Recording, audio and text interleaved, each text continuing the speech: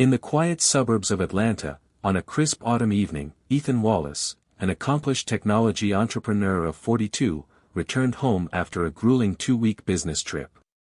The sprawling mansion, nestled among mature oak trees and winding driveways, had always been his sanctuary.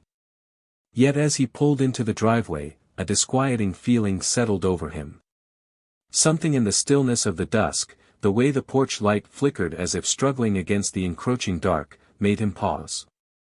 Ethan stepped out of his sleek black sedan, his mind swirling with the complexities of his recent work meetings and personal reflections. The house, usually echoing with the soft hum of evening conversations, lay silent. Inside, the familiar aroma of vanilla and old books mingled with an undercurrent of tension he could not place. He noted that every object appeared perfectly arranged, almost too perfect, a silent warning, perhaps, that something was amiss. In the entryway, a half-opened envelope lay on the console table. Ethan recognized the handwriting instantly. It was from Detective Randall Burke, a seasoned investigator known for his unyielding attention to detail. The note was terse: "Mr. Wallace, please call the station immediately regarding an incident involving your vehicle." A chill ran down Ethan's spine. His car, parked just outside, had been reported as the scene of a crime at a nearby park, a claim that, on the surface, made little sense. Yet Ethan's heart pounded with an instinctive dread. Over the next few hours, as the night deepened, Ethan's mind churned with unsettling memories. Subtle signs of betrayal had crept into his life over the past few months: furtive phone calls in the dead of night, unexplained absences, and whispered conversations when he thought he was alone. His wife, Ava Wallace, a vibrant 38-year-old with a reputation for both warmth and independence, had grown increasingly distant. Rumors had reached his ears, murmurs of Ava meeting with Marcus Reed, his closest friend and confidant, a man of 45 known for his charm and impeccable business acumen. Ethan's thoughts darkened with each recollection. The seeds of betrayal had been sown long ago, nurtured by late-night texts and secret rendezvous. Yet tonight, in the eerie quiet of his once safe home, he realized that nothing was as it seemed. With a heavy heart and an icy resolve forming in his mind, Ethan resolved to confront the truth head-on, even if that truth meant shattering the very foundation of his existence.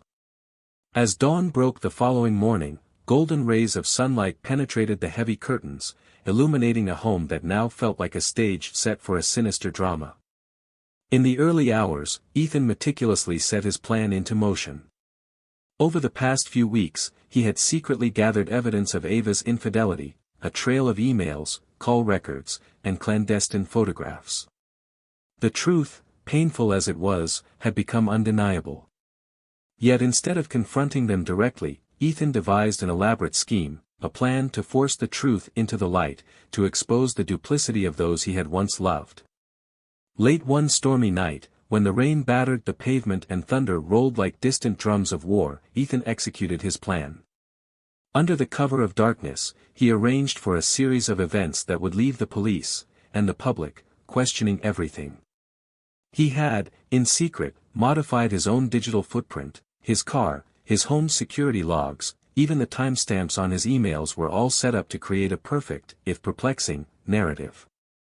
That night, he planted subtle pieces of evidence around his study, a shattered glass here, a stray phone left on the coffee table there, each element designed to hint at a violent encounter that never truly happened.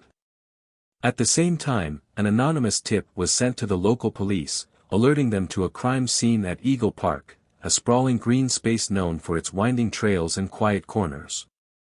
The tip described a car with shattered windows, smeared red stains that could easily be mistaken for blood, and a series of cryptic messages typed on a smartphone left behind on a park bench. The level of detail was unnerving, and Detective Burke, the officer who had written to Ethan earlier, immediately set out to investigate. Back at home, Ava was asleep in their spacious master suite, unaware of the dark currents swirling beneath the surface of her life. Marcus, meanwhile, was out late at his downtown office, finishing up paperwork and pondering the recent strange phone calls he'd received. In his mind, nothing was as clear as it seemed. He, too, was beginning to suspect that forces beyond his control were at work. Little did either of them know that Ethan's carefully constructed web of deception was about to ensnare them both. Ethan lay awake in a guest room, recording his thoughts in a digital journal. His inner monologue was a blend of anguish and cold calculation. He recalled every moment of doubt, every pang of jealousy, and every whispered hint of betrayal. His heart, though wounded, beat with a resolve that bordered on the ruthless.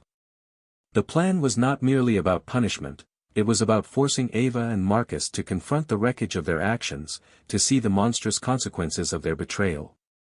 As the night deepened, rain tapping on the window like the soft clatter of secrets, Ethan watched through a hidden camera feed on his phone. He saw the flashing lights of police cruisers approaching Eagle Park and felt a grim satisfaction.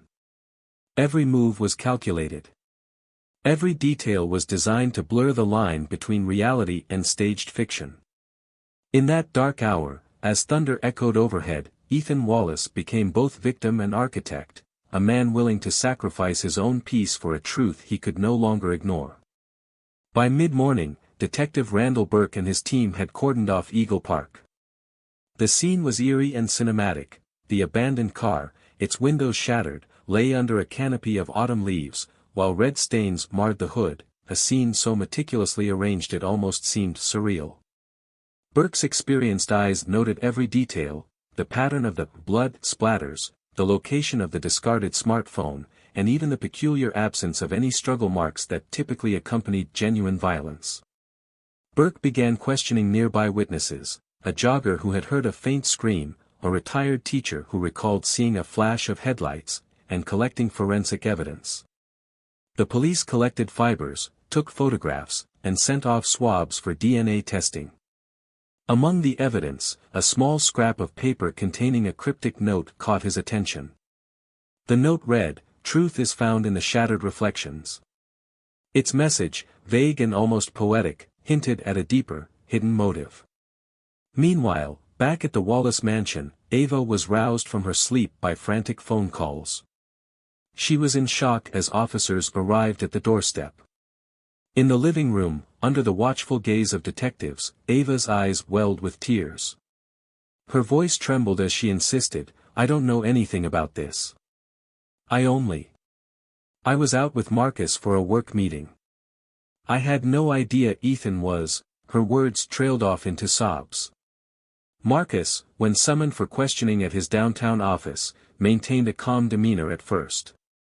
But as the interrogation progressed, his carefully rehearsed alibi began to crumble. Detective Burke's questions grew more pointed. "Marcus Reed, can you account for your whereabouts on the night in question? We have evidence suggesting your involvement with Ava Wallace." Marcus's brow furrowed, and beads of sweat began to form on his temples. I was at the office late, and then I had dinner with a client," he stuttered, his voice betraying more fear than guilt. The forensic team was equally baffled. The blood samples, when analyzed, presented inconsistencies. The pattern of distribution and the chemical composition of the stains were unnervingly precise, almost as if they had been applied, rather than shed in a moment of genuine violence. The smartphone, locked behind an unfamiliar passcode, contained fragmented images and distorted audio files. One audio clip, when played in the lab, captured a voice that whispered, "Everything is as planned." Detective Burke's gut told him that this was no ordinary crime.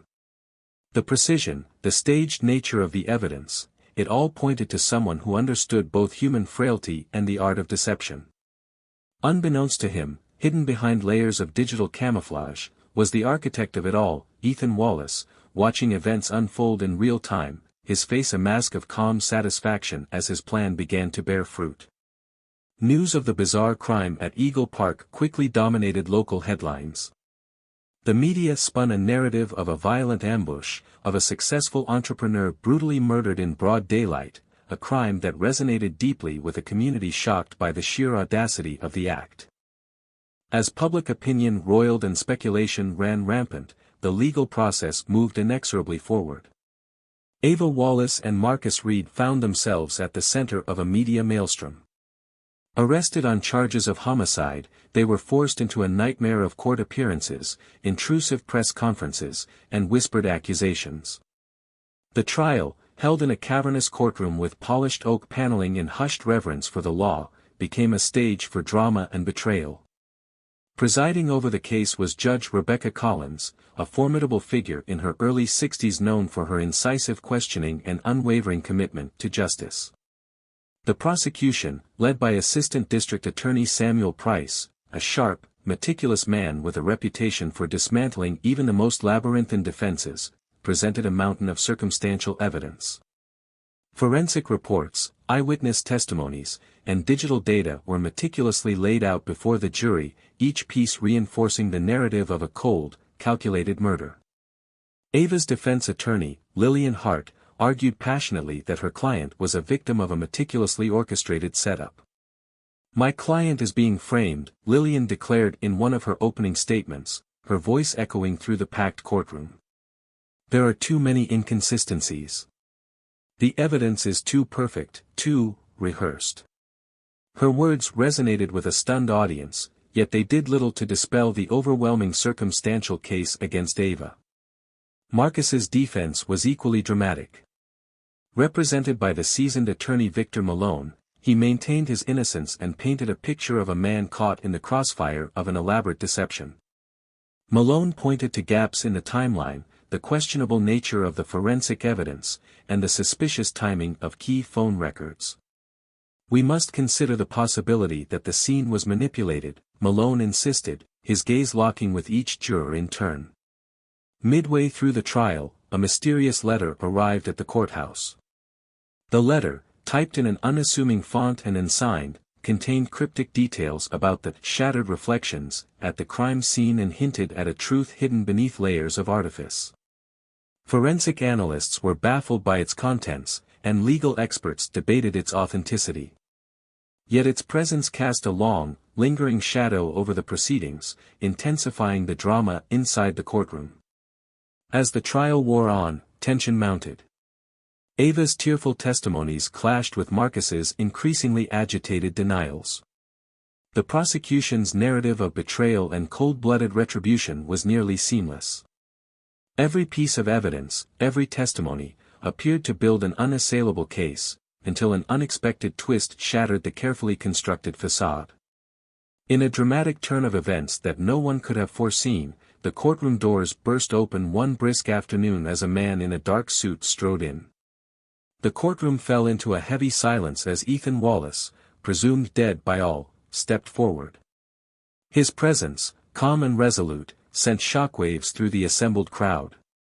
A murmur of disbelief rippled through the gallery, and even Judge Collins paused, her gavel poised in midair. Ethan's eyes, reflecting a mixture of sorrow and determination, swept across the room before he began to speak. "I stand before you today not as a victim of murder, but as an architect of truth," he declared. With a measured tone that carried both the weight of his suffering and the clarity of his purpose, he recounted the events of that fateful night. He explained that he had, in a moment of profound betrayal, chosen to disappear. The elaborate scene at Eagle Park, the shattered windows, the bloodstains, the cryptic note, had all been carefully orchestrated by him. "I discovered the unfaithfulness of those I trusted," Ethan said, his voice steady despite the tumult of emotions. "In my anguish, I resolved to force the truth into the light. I crafted a scenario so precise that it would leave no doubt, a scenario designed to expose the deep betrayal that has festered in our midst." Gasps and murmurs filled the courtroom. Detective Burke, who had long suspected that something was amiss, exchanged a look of stunned realization with his colleagues. The defense teams, once so sure of their client's guilt, now scrambled to reassess the deluge of evidence that had once seemed damning.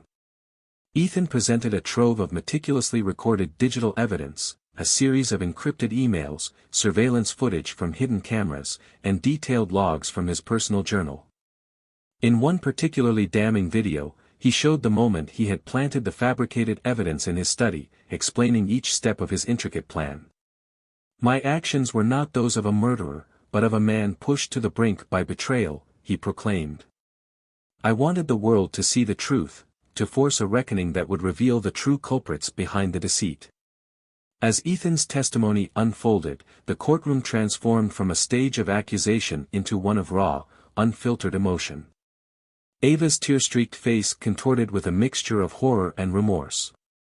Marcus, now pale and trembling, struggled to maintain his composure as he listened to the details of a plan that had been laid with chilling precision. Judge Collins, after a long silence, banged her gavel. "Order in the court," she commanded, her voice resonant with authority. "We will now hear from the prosecution." But even the district attorney, Samuel Price, seemed at a loss for words. The evidence before him, the undeniable video proof, the digital trail leading back to Ethan's careful design, left little room for doubt. In the ensuing days, the legal ramifications were staggering. Charges against Ava and Marcus were dropped on the grounds of evidence tampering and deliberate orchestration of a false crime scene. The public, once outraged by a seemingly brutal murder, now grappled with the disturbing complexities of a man who had taken justice into his own hands. Ethan Wallace's revelation forced everyone to confront a painful paradox. In his quest for retribution, he had crossed a line that blurred the boundaries between right and wrong. His calculated disappearance, intended to expose infidelity and betrayal, had irrevocably altered the lives of all involved.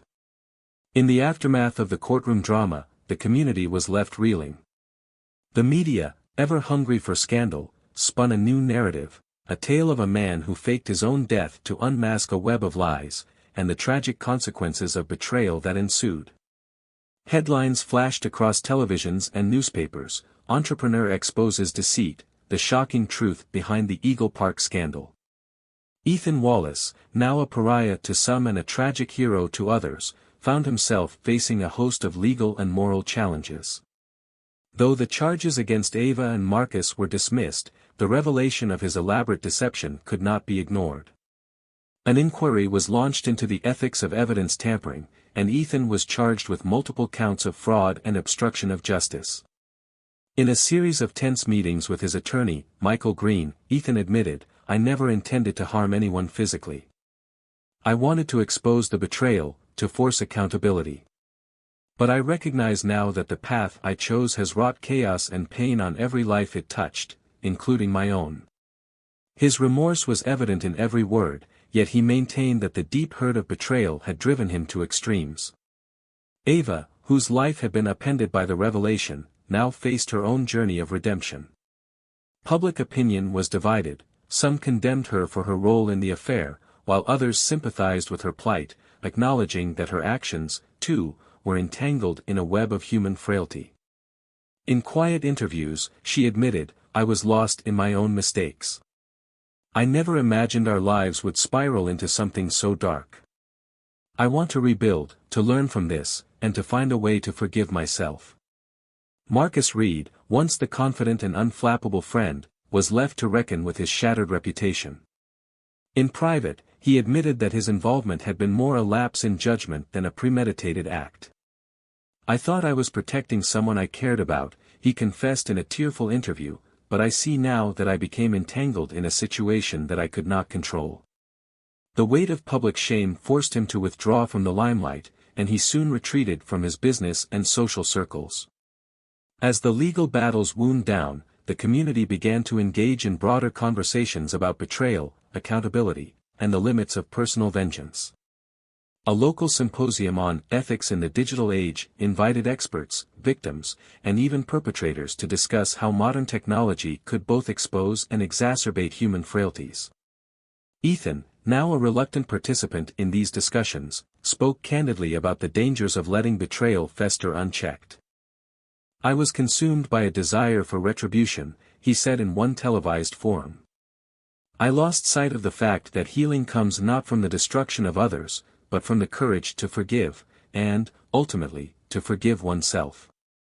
In the months that followed, as autumn gave way to winter and the city's landscape transformed under a soft blanket of snow, each of the central figures began their journey toward healing. Ethan entered a rehabilitation program not only to address the legal consequences of his actions but also to mend the fractured pieces of his inner self. Ava sought counseling and began volunteering at a local shelter, channeling her regret into acts of service. Marcus, meanwhile, worked quietly to rebuild his business with a renewed focus on integrity and accountability. The case of Ethan Wallace and the Eagle Park scandal eventually became a cautionary tale, a modern fable recounted in legal seminars, academic lectures, and even YouTube documentaries. It was a story of how the pursuit of truth can lead one down a dark path, and how, sometimes, the greatest act of courage lies not in exposing the sins of others, but in confronting one's own. Years later, in a modest study filled with books and soft light, Ethan Wallace penned his memoir, Shattered Reflections. It was not a tale of triumph, but rather a raw, unvarnished account of betrayal, revenge, and the desperate search for redemption. In its pages, Ethan wrote candidly about the choices he had made, the intricate plan to fake his own murder, the devastating courtroom revelations, and the long road to self-forgiveness that followed. In one poignant passage, he recalled the night he had set his plan in motion. "I remember the storm raging outside as I arranged each piece of evidence, each subtle clue that would mislead everyone into believing I was gone forever. In that moment, I was both the victim of betrayal and the architect of my own undoing."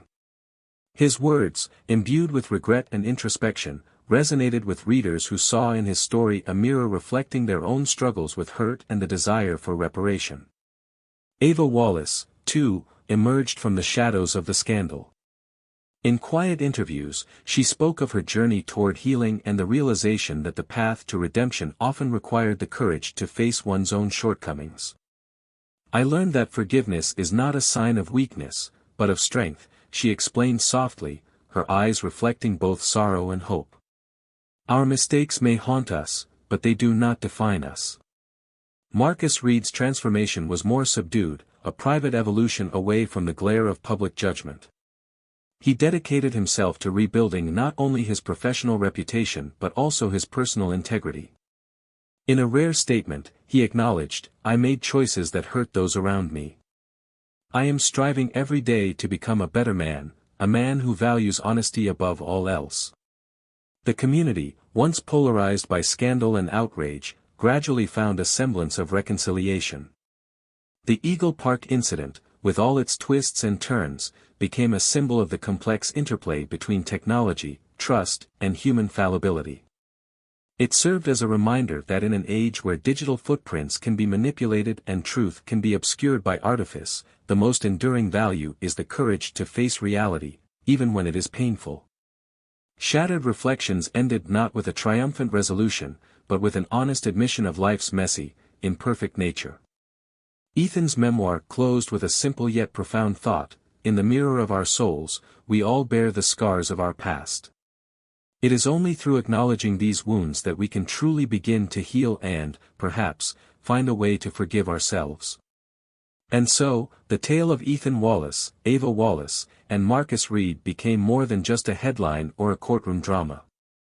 It evolved into a story that reminded every listener and reader that even in the darkest of times, when betrayal cuts deepest and revenge seems like the only escape, there remains a fragile hope for redemption, a quiet promise that every shattered reflection might one day be pieced together into a mosaic of new beginnings.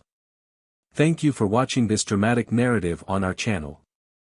If you found moving, please like, share, and subscribe for more stories that explore the depths of human emotion, the consequences of our choices, and the unyielding quest for truth and forgiveness.